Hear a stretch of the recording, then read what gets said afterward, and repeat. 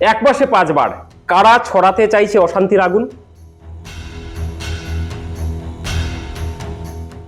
সোনাই বিধানসভার সৈয়দপুর বরবন্দ রায়পাড়ায় একের পর এক গরু চুরি ও জবাইয়ের অভিযোগ সামনে আসছে। স্থানীয়দের দাবি 1 মাসে 4টি গরু জবাই করা হয়েছে। গত রাতে আরো একটি গরু চুরি করে জবাইয়ের চেষ্টা হয়। গরুর মালিক খোঁজ করতে বের হলে দুষ্কৃতিকারীরা পালিয়ে যায়। পরে ঘটনাস্থল থেকে একটি ব্যাগ উদ্ধার হয়। স্থানীয়দের দাবি এই ব্যাগে ধারালো অস্ত্র ছিল। অর্ধেক কাটিয়া মানে এখানে রাখিয়া যায় যাতে হিন্দু মানুষের প্রবলেম হইতো। দেখার পরে আর কি একটা জানলা তো একটা সেন্টিমেন্ট ইস্যু হয়, সাধারণত আমরা গরুরে আমরা মাতার হিসাবে তুলনা করা হয়। হ্যাঁ, আনিয়া এইখানের মধ্যে খাটিয়া রাখা হয়। বারবার এই ঘটনা হয়, চুরি করি আনিয়া হিন্দু এরিয়াতেই গরুটা খাটিয়া ফালাইয়া রাখা হয়। দেখুন না এখানে পুরা ব্লিডিং আমরা সকাল টাইমে এই জায়গাটা সফা করছি, কারণ গরুটার খারাপ লাগে না নি দেখতে। এইরকম খারাপ অতটুকু লাগে যে গরুটার পেটে বাচ্চা আসলো, হ্যাঁ, গাভিন গাই আনিয়ে এখানে খাটিয়া তারা ফালাইয়া গেছে, হ্যাঁ, আর সবটা গাই বাচ্চা, হ্যাঁ। আর আগে ওইরকম ও যে গাছ আছে, গাছের নিচেও একটা এরকম ইনসিডেন্ট হয়েছে, ও গাছের নিচেও এরকম ইনসিডেন্ট বারবার হিন্দু এরিয়ার মধ্যে আনিয়া এরকম ঘটনা হিন্দু এরিয়ার মধ্যে আনিয়া করে সব গরু এরকম।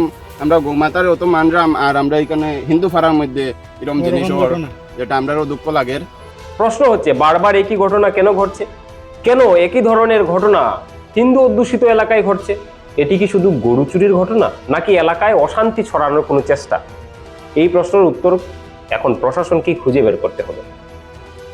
গরু অনেক মানুষের ধর্মীয় বিশ্বাসের সঙ্গে জড়িত, তাই এ ধরনের ঘটনা মানুষের মনে কষ্ট, ক্ষোভ এবং উদ্বেগ তৈরি করাটাই স্বাভাবিক। যদি কেউ ইচ্ছা করে মানুষের ধর্মীয় অনুভূতিতে আঘাত করার চেষ্টা করে, তাহলে তা খুবই উদ্বেগের বিষয়। এটা আজকে 4 বার হয়ে গেছে, 4টা 1 মাসের ভিতরে 4টা ঘটনা এইভাবে হয়েছে। হিন্দু এরিয়ার মাঝে আনিয়ে তারা খাটাখাটি করিয়া আদা নিল, আদা ফালাইয়া গেল রাস্তার মাঝে। আমরা শেষকালো পুলিশ প্রশাসন হওয়ার বাদে আমরা নিজে গাঁথা করিয়া, তো আজকেও গাঁথা করা ওর 2টা গরু গাঁথাত ফালানি হইব দেখবা গিয়া আপনারা সবে। এইভাবে আমরা আর কত বরদাস্ত করতাম, আর কত। এটা হইলো হিন্দু এরিয়া, আমরা এই জিনিসটা আমরা খুব মানিয়া চলি।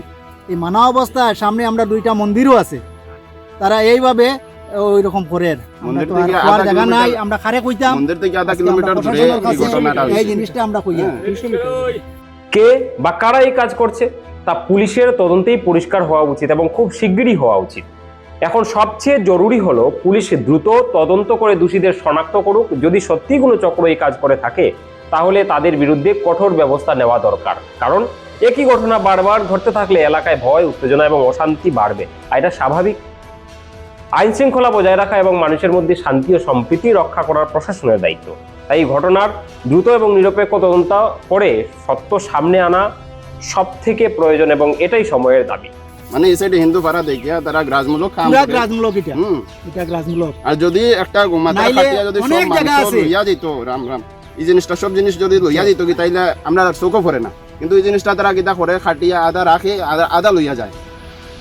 ধন্যবাদ এতক্ষণ সময় সংলাপে থাকার জন্য। আপনারা আপনাদের বক্তব্য নিশ্চয়ই কমেন্ট বক্সে জানাবেন। ততক্ষণের জন্য বিদায় নিচ্ছি। আসছি নতুন কিছু উপস্থাপনা।